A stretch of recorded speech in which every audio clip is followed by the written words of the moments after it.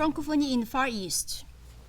For too long, we have assumed and accepted the equivalence between Francophonie in the East and Francophonie in Indochina. The area of Indochina alone eclipsed centuries of Francophone phenomena in Asia countries that had not undergone French dominance. This is due exclusively to the colonial past that Indochina underwent a French-speaking entity considered as the one and only in Asia. Because of this, many Asian civilizations are being excluded from the concept of Francophonie in Far East. Not that these countries never underwent French mood during their history, but they have escaped from the classical colonization considered as the way to reach the Francophonie. Banished from the French-speaking world, in fact, these Asian countries, in spite of linguistic and cultural realities attested to on the historical level, are generally not taken into account within the framework of Francophone studies. Rising from a reducing and a narrow prism, this implicit equation between colonization and Francophonie swept away the essential part of the Francophone facts beyond the borders of Indochina.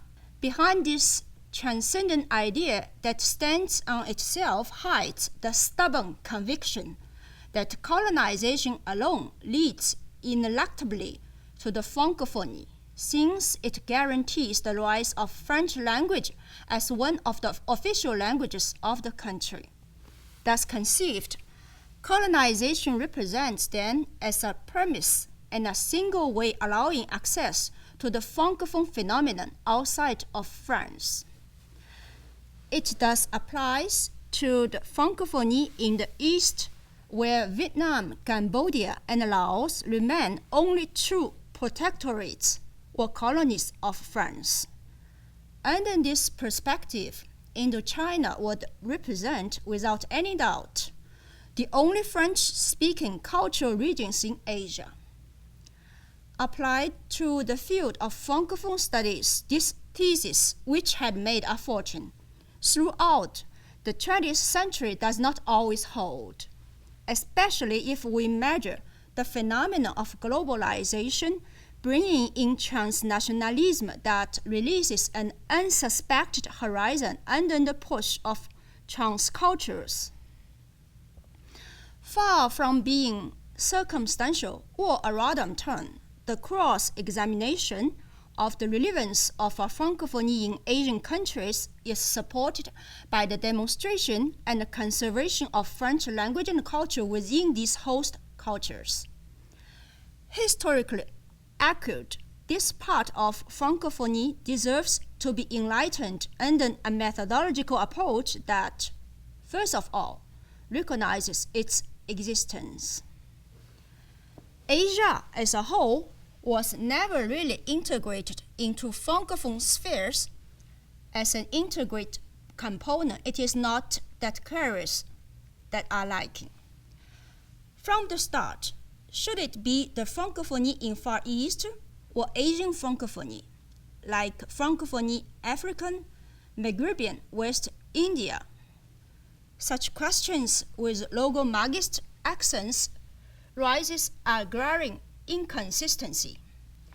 The Francophonie in the Far East means Francophone phenomenon within the civilizations in East Asia.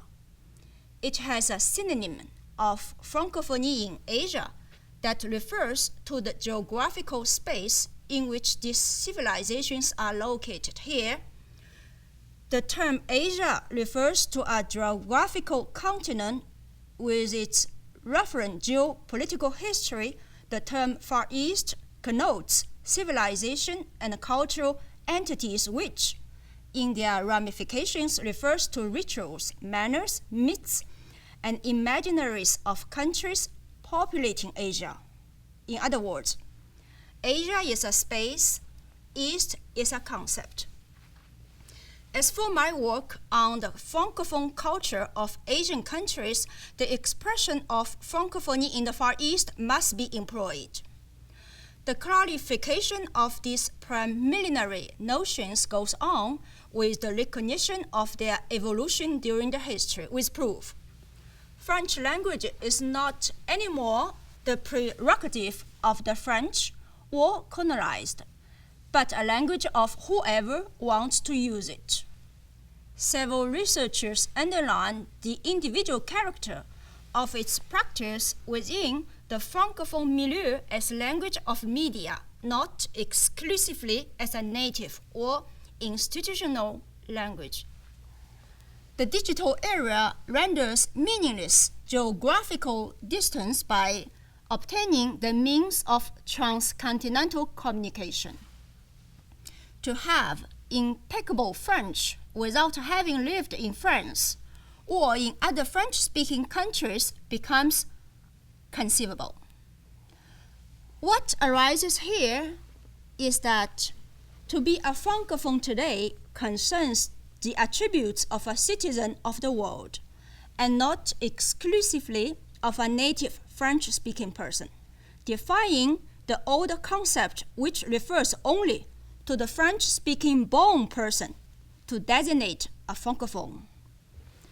From this vantage point, we can see the distinct characteristics of a Francophone authors of Asian origin.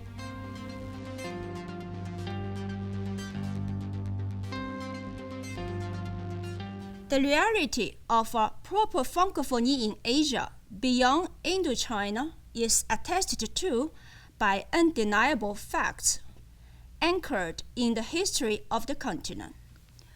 Before the union of Indochina, many French expeditions in Asia had been launched and dispersed French strongholds with several cultural spheres through the continent. The route of Macao, Pondichéry, Canton, Shanghai, Guangzhou Wan indicates the chronological stakes established by founders of French Empire in Asia without forgetting French presence in Japan and in Korea. Motivated both by Christian proselytism and economic aims, French expeditions through Asia reached their summit during 16th, 17th, and 18th centuries, and consequently, the Indias and Cathay were undoubtedly in that aim, so that if several countries in Asia produce a literature in French expression without having undergone colonization, it is that, historically, the French presence and contact with French language, which were mainly acquired, survive it differently. If it is undeniable that expeditions in Asia are not less compared to those in Africa or North America, Francophonie in Asia countries must then reflect the historical presence of France in all these civilizations which, during their history, made contact with French language and culture. To refer to the problematic of Francophonie in the case of Asia with only Indo-Chinese entity is to truncate it. As long as it is confined in Indochina, several Francophone facts prove to be insoluble. Thus, how can we explain the monthly anthology of the West, one of the oldest French newspapers in Asia, that was founded and distributed in the town of Guangzhou if there had not been a French presence that served a potential French or Francophone readership? How can we measure assertions of researchers who affirm that Arsenal of Fuzhou, with its subcontractors who result from this, makes this city one of the most important French colonies abroad? How still can we interpret the establishment and the continuous success lasting a half century of the first and only French university in Asia, Ohor, that is in Shanghai? Lastly, how do we classify an entire corpus of works in French coming from so-called non-Francophone literatures? These facts show an obvious need for a re-evaluation of the concept of Francophonie in Asia, such as it was classically conceived. We are at the threshold of an horizon which emerges towards the idea that Indochina is not the only space where a Francophonie in the East lives. It also lives within other cultural spheres under a generally unsuspected dynamism.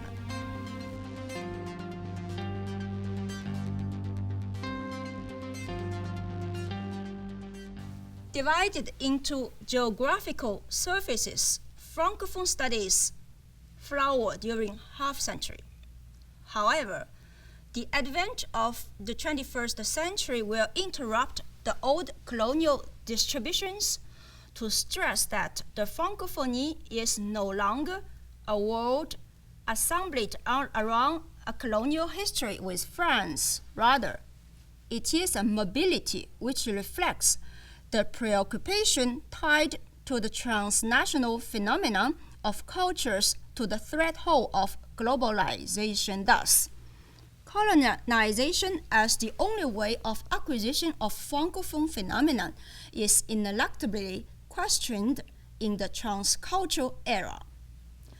This recent provision adopted by Francophone studies translates the art of the state after post-colonial studies that leads the research on Francophone world. In fact, certain scholars think that the field of Francophone studies refers to facts and realities of a Francophone world in constant movement and not to criteria of artificial circumscribed a priori, such as a former French colony or French as one of the official languages.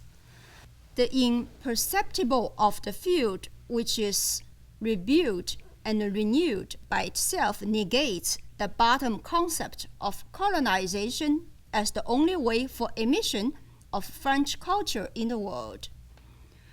What arises here is the need for a reconfiguration of the Francophonie, including in the trade, its movement in the cultural spaces formerly excluded from the classical Francophone zones. Nonetheless, in the current stage of reflections relating to Asia, the idea to integrate China, India, Japan, Korea, and other civilizations of Eastern cultures into Francophonie raises more questions and issues than answers. If colonization no longer represents the unconditional stage for French presence, what would be another methodology of approach to the identification of a Francophonie outside of Indochina? To this question vector are added some others. For example, how to conceive the variants of colonization? Do the other forms of establishment and dominance, such as concession, French counter, territory with lease, contribute to the cultural Francization of an area? At this stage of our discussion, let us stress that features of reprise likely to clear up these questions are multiple in nature. From the start, to restrict the Francophone world to the colonial bosom is likely to dismiss Francophone life to cultures formerly semi-officially or partially in contact with French presence. The examples are not rare. Let's think of the French mishaps in India, the westernization of Meiji era, French ruling in the colonial concession in Shanghai, or 43 years of colonization at Guangzhou Estuary. In other words, such a cause and effect relation, colonization upstream and Francophonie downstream, connects it to echoed Francophone facts in Asia in countries or areas where French vestige comes from the old French stronghold, even of a transitory colony. Besides these reflections rising from the history of French presence in Asia, there are attributes driven from the current Francophone world of which account should also be taken. As mentioned earlier, the postulate colonization makes Francophonie butt against a major difficulty in 21st century where globalization and the digital era collapse the geographical and linguistic barriers. Thus, to attribute the acquisition of French or its everyday use to the only colonization could not hold. From there, questions that result from it are overflowing. If colonization in its classical meaning no longer represents the only way of the right of entry to Francophonie, its variants, and other forms of French presence, do they take part in the Asian Francophonie as well as the old Indo-Chinese colony? Highlighting these principles formally considered as the foundation of Francophone studies leads to a fundamental question: what would be the methodology of approach to this heterogeneous Eastern Francophonie and of its multi-genesis?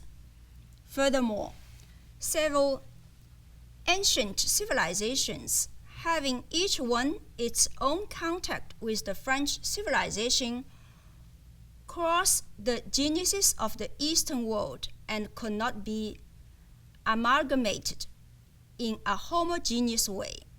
This is to say that China, Japan, or India each are nourished by its own past with French presence, and the Francophone effect must be comprehended in a distinct way. Once more, this implies that such Francophone phenomenon, which interests us, lives on a different verticality, non-conventional compared to the proven colonies, and calls for a methodology of identification free from a priori notions. From this point of view, our assumption is that the zone of Eastern Francophonie must be widened, inter alia with colonial space in China, with commercial treaties in India, with exchanges and penetrations in Japan and in Korea, obviously. These territories or countries that did not undergo classical colonization acquire a distinct Francophone nature that makes inapplicable the colonial trilogy theory explored in other Francophone spheres. It is no longer a question of a simple dissemination with a colonial flavor between a dominant and a dominated civilization, but a meeting of various cultural spheres in cross-cultural encounters. The trilogy to which one previously had recourse to in the identification of conventional Francophone spheres within the traditional Francophonie does not explain the nature of Asian Francophone. What is required is a new way of defining and examining the Francophone world.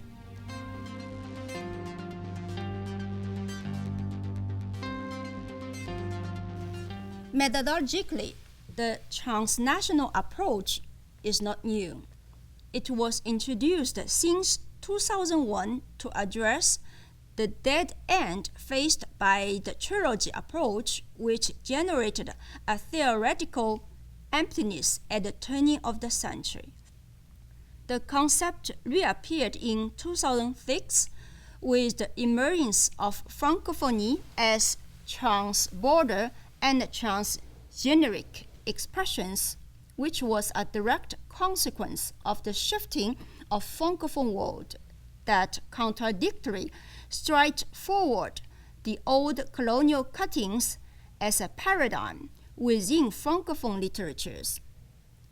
The flaw of this theoretical grouping is that they apply only to proven colonies by referring accurately the Francophone literatures from former colonies. In other words, this attempt towards an explanation of transliterary character of the recent Francophone facts requires as premise that colonization be served as social-linguistic medium. Thus excluded or left aside is the phenomenon of Francophone literatures which do not have as antecedent the process of conquest and colonization. It is, however, all the challenge of the Francophonie in the Far East. The fundamental characteristic of the transnational, which indicates the migration of a literature from its culture of origin to one or more different cultures, was not elaborated in an overall methodology likely to seize the heterogeneity of works attesting the plurality of today's Francophone literature. In this case, the need to reconfigure the concept itself in search for a new delimitation becomes imperative. In spite of the colonial framework and the linguistic medium from which are conceived post-trilogic approaches, these groupings remain precursory elements leading to our assumption. The Francophone phenomenon in the case of Eastern Francophonie relates originally to cultural and literary transfer and not necessarily to colonization. In other words, the transnational one holds a role of vehicle and guarantor in the manifestation of Francophone life in Asia.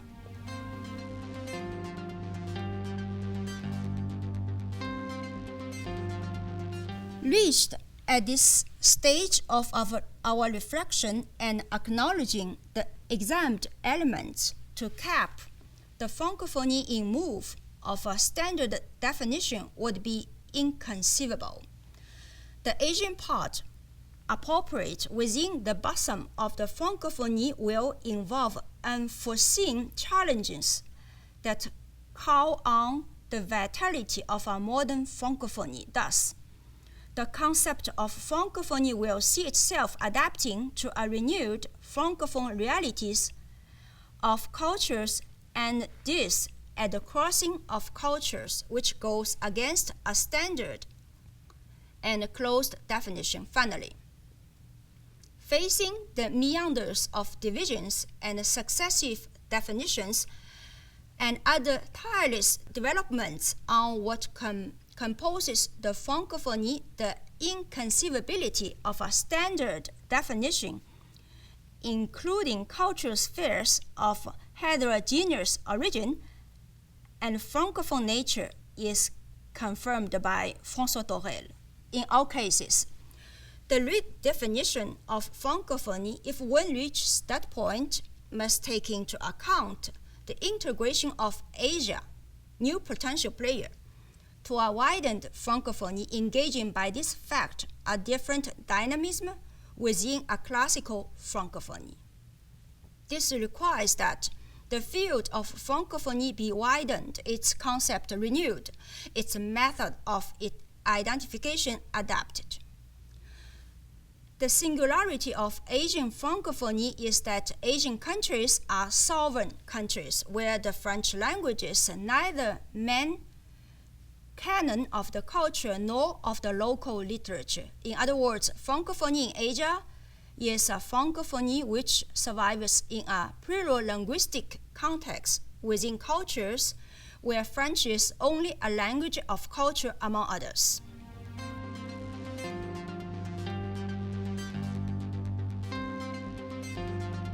In the tradition of classically conceived ideas, there is a Francophone literature next to non-Francophone literature.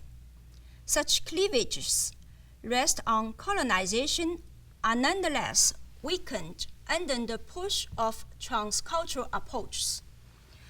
Several French strongholds, in spite of the fact that they are not classical colonies, are excluded from the traditional Francophonie. However, The French heritage in these areas plays an upstream grounding part of Asian Francophone life, which achieves its crystallization downstream from the Indo-Chinese colony. Consequently, several facets are clarified. Initially, the classical colonization, considered as exclusive science of Francophone world, proves obviously obsolete and eliminatory. Then, emergence of works written in French, coming from literatures kept as non-Francophone literature, makes inoperative a priori, such as the trilogy, since these works do not driven directly as a product of colonization. However, there are growing requests for a reconfiguration of the field capable of integrating voices formerly excluded from the Francophone zone with proof. Works whose national belonging was above any controversy yesterday is no longer the case today. Does the novel South Mountain, written by a Chinese citizen, relate, after the naturalization of the author, to French or Chinese literature? This question, as legitimate as it seems appear, proves to be inoperative, since the debate sounds false itself, because borders or cleavages that delimit a national literature within the boundaries of a territory or of a language from a specific country would not hold today. Such delimitations are lacking when placed within a transnational concept on which would rest, we believe, today's Francophone literature, privileging transliterary relations and not colonial relations. A fortiori, the biographical itineraries of many Francophone authors of Asian origin imperatively call for a reinterpretation of Francophonie and send to the deadlock the classical concept of countries of past colonies as tallies, referent to define the Francophone literary production. These works written in French of literatures kept as non-Francophone should not be relegated anymore as marginal. They overlap works of the post-colonial generation in their stamping from the colonial yoke and their rupture of binary report of subjugation between France and the other. What is reaffirmed here is that formerly seen as fundamental theme and engine of literary Francophonie, this binary relation collapse, involving in its fall the designation of Francophone literature based on colonization. Consequently, it becomes inexplicable and exceeded to exclusively apprehend Francophone literatures in Asia by referring to works of authors from Indochina, as more especially as Francophone literary facts in other Asian cultural zones are undeniable. In fact, there exists a Chinese, Japanese, or Korean literature of French expression that was never perceived as an Asian Francophone phenomenon itself, from where a new lighting is essential on these works which seek to acquire their recognition among recognized Francophone works. At the end of our brief analysis, we advance that Francophone phenomenon does not have to go through exclusively the process of colonization, considered up to now as the only way of acquiring French language and culture. Other forms of contact also contribute to Francophone facts in particular those host areas of French culture before and or beyond Indochina.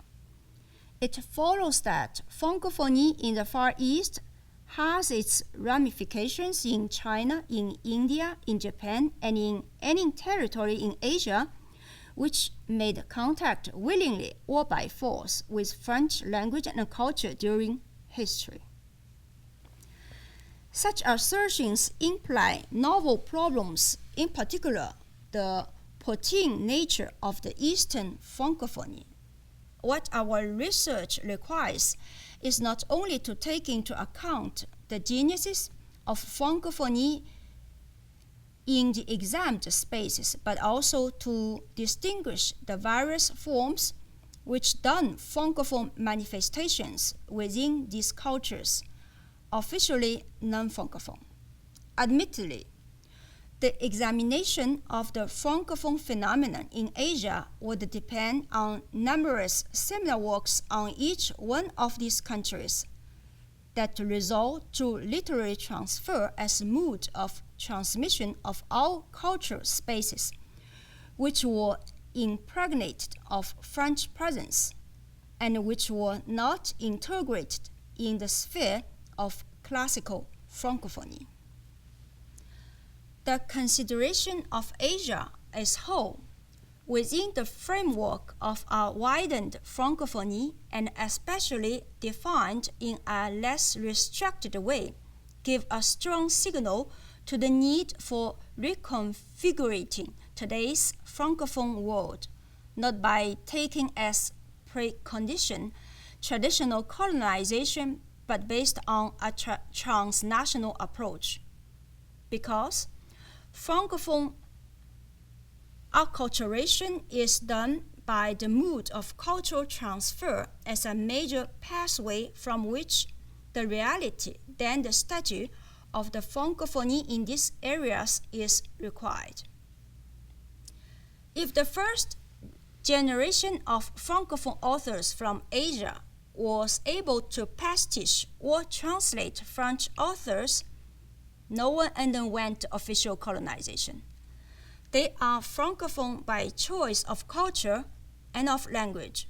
From the nature of the acquisition of French, the Francophone milieu in Asia is not equivalent to the classical Francophone world elsewhere, and consequently, Francophonie in the Far East is distinguished from other Francophone areas in its expression, its demonstration, and its identification.